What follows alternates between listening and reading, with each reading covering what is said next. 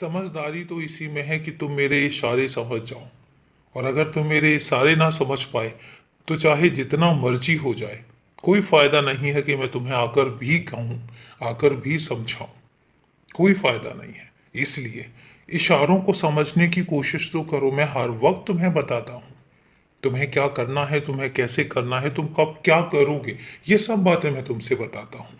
बात तो यही है कि तुम समझ जाओ, और जब तुम समझ जाओगे, तुम याद रखना, तुम्हारे मन में कोई ग्लानि नहीं रहेगी, कोई मनमुटाव नहीं रहेगा, कोई परेशानी ही नहीं रहेगी। इतने सुखी, इतने संतुष्ट हो जाओगे तुम।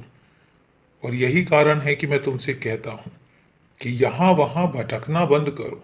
तुम जिस जगह पर चले गए वही मेरी जगह है, वही मेरा घर है।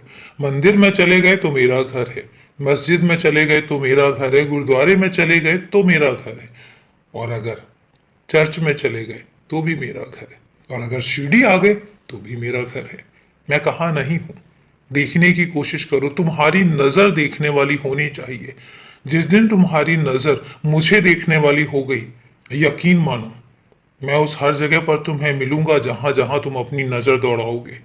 अपने मन में झांक कर देखोगे तो मैं तुम्हें वहां मिलूंगा, क्योंकि सबसे पहले मैं वहीं पर विराजित होता हूं।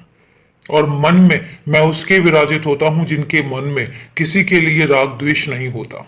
मैं मानता हूं कि ऐसा कोई भी नहीं है जिसके अंदर राग द्वेष ना हो। मैं समझ सकता हूं, लेकिन ये भी ना हो कि पूरा मन ही राग द्वेष से भरा हुआ हो।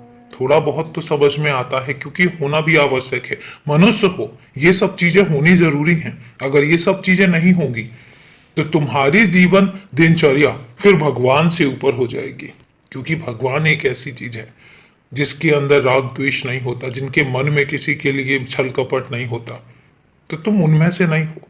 मैं मानता हूं मनुष्य हो, ये सब चीजें होनी स्वाभाविक है, लेकिन इतनी भी ना हो कि तुम्हारी जिंदगी में तुम्हारी अपने लिए जगह ही ना हो।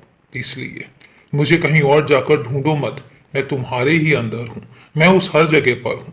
बस तुम्हारी देखने वाली नजर होनी चाहिए। नजर उठाकर देखो, मैं तुम्हें सब जगह मिलूंगा। खुश रहो, और अभी के लिए शुभ रात्रि मेरे बच्चे।